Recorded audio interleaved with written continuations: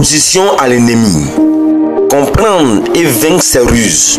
Dans un cercle uni, des hommes et des femmes tiennent fermement leurs mains, symbolisant leur solidarité et leur force. Mais à l'extérieur, un esprit invisible rôde, cherchant une faille pour s'infiltrer. Il ne peut pas entrer tant que l'unité est solide. Alors il observe, il cherche les blessures non guéries, les rancunes cachées, les cœurs remplis d'amertume. L'ennemi cherche une brèche dans l'unité. Là où il y a l'orgueil, la jalousie ou la colère non maîtrisée, l'ennemi trouve une porte d'entrée. Il sait que, tant que le groupe reste soudé, il ne peut agir. Mais dès qu'il repère deux personnes en conflit, il voit son opportunité. La Bible dit ceci: si un royaume est divisé contre lui-même, ce royaume ne peut subsister. Marc chapitre 3, le verset 24. La confusion, l'âme principale de l'ennemi. L'ennemi est un maître de la confusion. Il souffre des accusations, alimente les conflits et amplifie les malentendus. Il pousse les uns contre les autres et transforme des alliés en ennemis. Car Dieu n'est pas un Dieu de désordre, mais de paix. 1 Corinthiens, le chapitre 14, le verset 33. Là où règne la dispute et l'amertume, il y a une porte ouverte pour Satan. Ce qui aurait pu être réglé par le dialogue et le pardon devient une guerre où chacun cherche à prouver qu'il a raison. L'illusion du conflit. Le véritable ennemi n'est pas notre frère. Trop souvent, nous croyons que notre adversaire est celui qui nous a blessés. Mais en réalité, l'ennemi est celui qui souffle sur les braises du conflit. Il veut nous faire oublier que notre véritable combat est spirituel.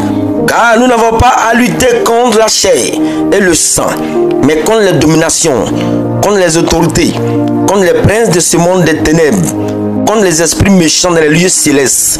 Ephésiens chapitre 6, le verset 12. Notre frère n'est pas notre ennemi.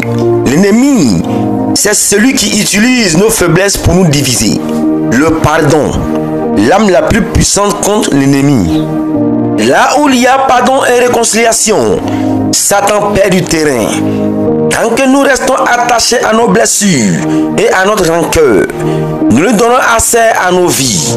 Colossiens chapitre 3, le verset 13 nous dit: supportez-vous les uns les autres, et si l'un a sujet de se plaindre de l'autre, pardonnez-vous réciproquement. De même que Christ vous a pardonné, pardonnez-vous aussi.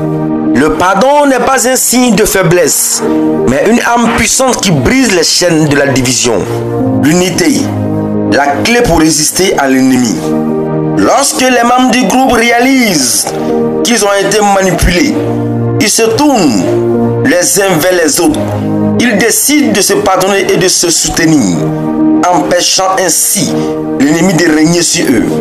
Voici, oh, qu'il est agréable, qu'il est doux pour des frères de demeurer ensemble. Psaume 133, le verset 1. L'unité est une force que l'ennemi ne peut briser. Tant que nous restons attachés à Dieu et à l'amour fraternel, nous sommes inébranlables. Ne donnons aucune prise à l'ennemi. L'histoire de ce groupe est un reflet de ce qui se passe dans la nation, les familles, les communautés et même dans les églises. L'ennemi cherche toujours à diviser pour mieux régner. Mais nous avons le pouvoir de l'empêcher d'agir en choisissant l'humilité au lieu de l'orgueil, le pardon au lieu de la rancune, l'amour au lieu de la haine, l'unité au lieu de la division. Bible déclare dans Ephésiens chapitre 4, le verset 27, ne donnez pas accès au diable. Nous sommes plus forts ensemble. Et lorsque nous refusons la division, l'ennemi est vaincu. Oh Seigneur, protège ton église contre les ruses de l'ennemi. Nous savons que là où il y a l'unité, tu envoies ta bénédiction. Mais là où règne la division, l'ennemi trouve une porte d'entrée. Nous prions que les divisions ne trouvent pas sa place dans nos assemblées. Seigneur, nous prions pour notre nation. Nous voyons comment l'ennemi sème la haine, les conflits, la corruption et l'injustice pour diviser le peuple et s'aimer le chaos. Mais nous nous levons de la prière, déclarant que notre nation appartient à l'Éternel. Mon pays, la Côte d'Ivoire, appartient à Dieu. Ma famille appartient à Dieu. Seigneur, nous refusons d'être un peu divisés. Nous déclarons que notre nation sera unie, guidée par ton amour et par ta justice.